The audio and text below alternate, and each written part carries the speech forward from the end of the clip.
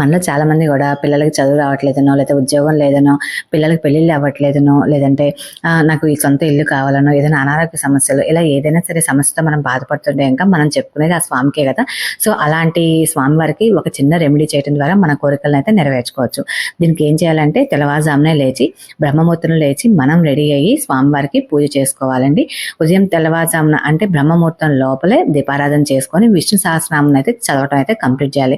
ప్రతిరోజు ఒక్కసారి విష్ణు సహస్రనామాన్ని 41 రోజుల పాటు చదివితే కనుక కంపల్సరిగా మన కోరిక అనేది న్యాయమైనది అయితే కనుక కంపల్సరిగా తీరుతుందనమాట.